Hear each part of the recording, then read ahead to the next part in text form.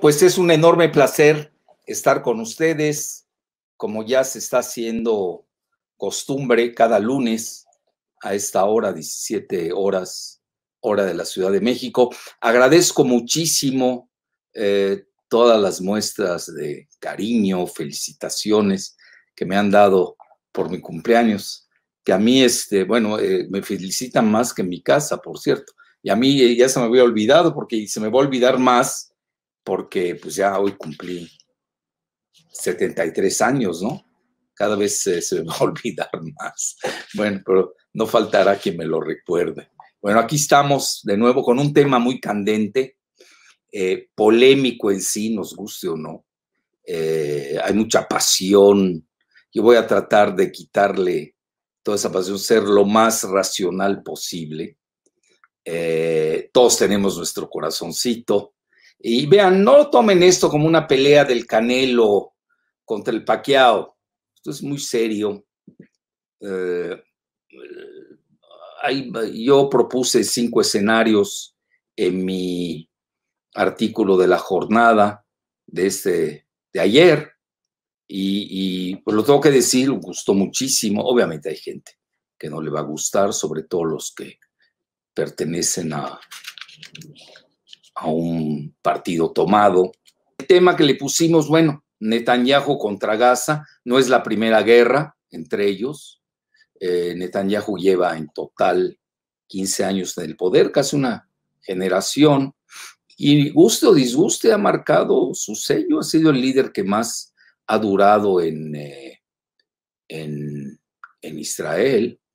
Vean, si ustedes ven el nacimiento, la creación de Israel como Estado reconocido por la ONU en 1948 y con bendición de los Rothschild, que curiosamente son banqueros, ustedes lo saben. Incluso hay una avenida ahí muy famosa que se llama Avenida Rothschild, igual otra avenida Balfour, porque esto empieza hace 104 años con Lord Balfour, que le manda una carta a los Rothschild hablando de la necesidad de crear un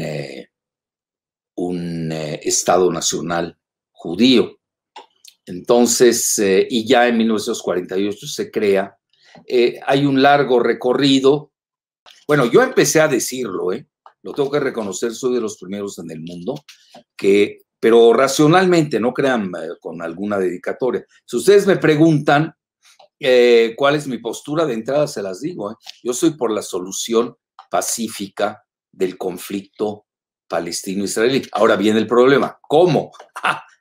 Ese es un lío. Y se los puedo demostrar en hechos, en mis vivencias, desde los acuerdos de Madrid, luego de Oslo. He participado fui a una misión de hallazgo de hechos por la ONU, fui a Egipto, a Jordania, entramos a misma Jerusalén. Fue un grupo ahí de intelectuales, bueno, a mí esa palabra ya la odio, no quiero que me vayan a decir intelectual, pero de analistas de muchos lugares del mundo. Nos patrocinó generosamente la ONU. O sea, ese se llamaba Fact-Finding Mission, misión de hallazgo de hechos. Yo conozco todos los países colindantes a Israel, conozco el mismo Israel donde entré con pasaporte mexicano. Entonces, conozco a muchos de los actores al más alto nivel. Entonces, a mí es difícil que me cuenten con ese asunto, pero sí estoy a favor, se los digo abiertamente. El problema es que creo que sí, como ayer lo dijo el canciller francés, primero está el único Estado supremacista judío, que es el que está preponderando. Luego vendría el status quo. El status quo es la muerte. El tiempo va contra los palestinos. Es la muerte, yo lo escribí ayer, la extenuación, consunción, para no decir extinción, de los palestinos. Entonces, yo propuse 5 escenarios, lo digo con humildad y rigor, vamos a ponderarlos. Todos estos escenarios, cada uno de ellos, están íntimamente compenetrados, ya con varios niveles. Vean, está el asunto interno de Israel, que ahorita llevan 4 gobiernos, no pueden formar el 5.º gobierno, quizás nos vayamos a una quinta elección. En eso está apostando mucho el periódico Haaretz. Recuerden que yo leo la prensa israelí diario y leo también la prensa iraní. Recuerden, yo soy dialéctico, tengo que leer lo que dicen, ¿no? Las partes. Primero está eso, y también está el factor interno palestino, que no lo podemos soslayar.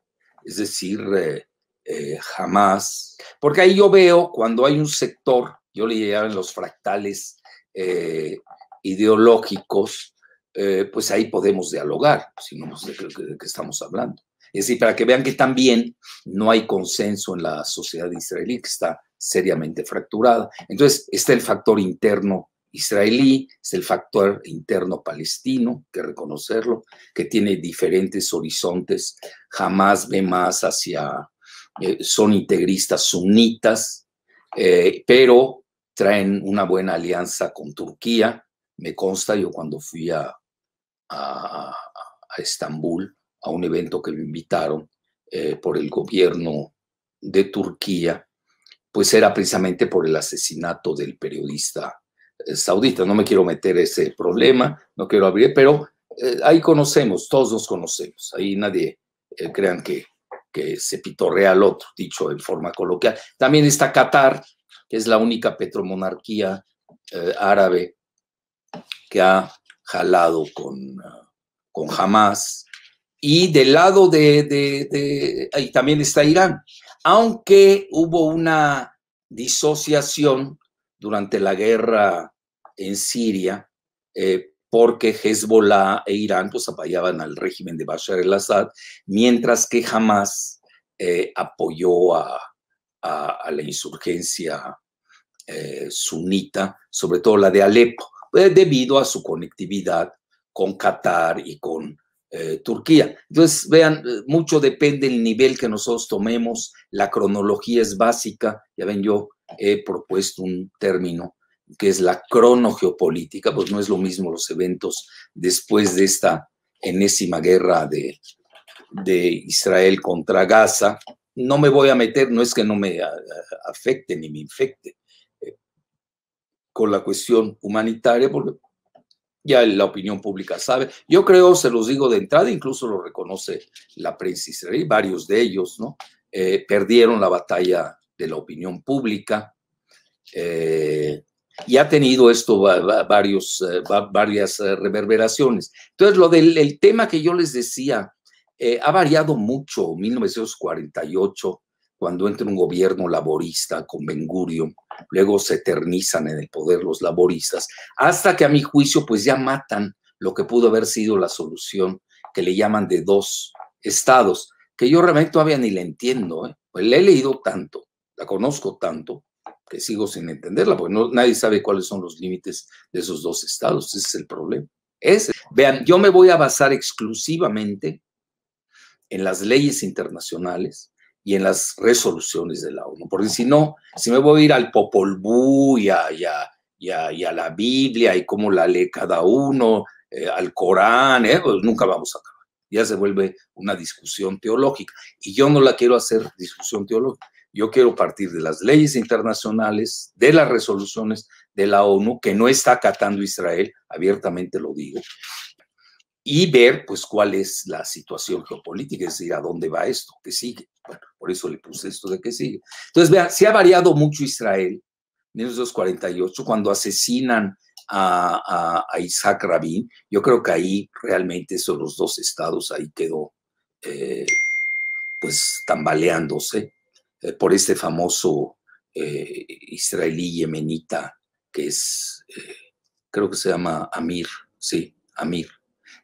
Amir, que muy ligado a los grupos fundamentalistas del rabino Meir Kahan, de Nueva York, por cierto, de Brooklyn, y que tienen, nos gusta, ¿no? Pues una presencia hasta en escaños ya en el Knesset, como le llaman la Knesset, el Parlamento israelí. Entonces, yo creo que ahí es donde se tambalea todo el encuentro de Rabin con Arafat, con Bill Clinton en Camp David, pues no sirvió para nada al final del día, porque también hay que reconocerlo, cuando llega Trump y su yerno talmúdico Jared Kushner, pues realmente hay una gran simbiosis entre Netanyahu y ellos dos, lo que nadie se había atrevido a hacer en Estados Unidos, reconocer a Jerusalén como la capital eterna, indivisa. Ya saben que para adjetivos no faltan de Israel. Bueno, pues esto naturalmente vejaba a los palestinos, que además hay una fuerte connotación simbólica, religiosa en todo ello. Yo creo que ahí se viene para abajo toda la cuestión de Trump, que ya él pues obviamente ya ni hablaba de los dos estados, que Hillary Clinton lo había manejado antes de que llegue, cuando ella era canciller, y ahora lo está resucitando Biden con su canciller o secretario de Estado, Anthony Blinken, que por cierto es israelí-estadounidense, y que mañana empieza su gira en varias regiones del Medio Oriente, básicamente para consolidar el cese al fuego. Tienen en mente la idea de la solución de dos estados, pero ya abiertamente lo reconocen que es a largo plazo. Bueno, esto yo cuando escucho el largo plazo, bye bye, ya olvídense, porque define todo, véanlo, cómo era en 1948 y luego cómo está hace 10 años, hoy está mucho peor. Y yo creo que lo más sorprendente, si ustedes me preguntan, y yo creo que hubieron dos grandes sorpresas, a diferencia de las anteriores guerras para ubicarnos, ¿no? Entre Israel y Gaza. Fue la revuelta de los millennials en las ciudades mixtas de Israel. Es decir, lo que son conocidos como israelíes árabes, que son el 21% de la población. Pues estos se rebelaron, los jóvenes, los millennials. Es otra generación que lo tengo que reconocer, no siguen a la autoridad palestina, nacional palestina de Mahmoud Abbas, que a mí tampoco me den simetrías asimétricas. Es decir, tampoco puedes comparar a un país que es la máxima potencia del Medio Oriente con casi 400 bombas nucleares clandestinas, que goce las canonjías celestiales, porque no los ven la Agencia Internacional de Energía Atómica, no firma el Tratado de No Proliferación de Armas Nucleares, es todo un tema. Entonces, a ese nivel, ellos están enterados, sí, adentro. Pues es una población ilustrada, sí.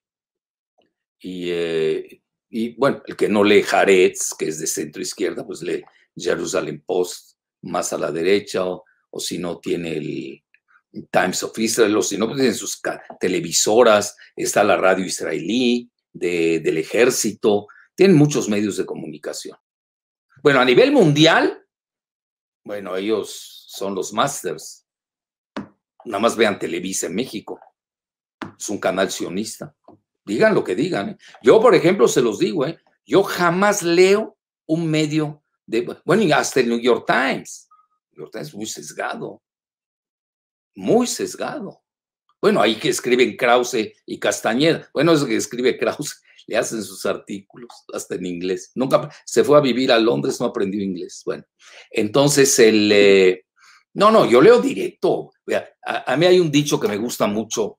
Cuando mi papá me llevaba al circo, me dice, cuando eres dueño del que maneja el circo, pues no te llevas con los payasos, ¿no? Pues no pierdes tu tiempo. Directo leo a los israelíes.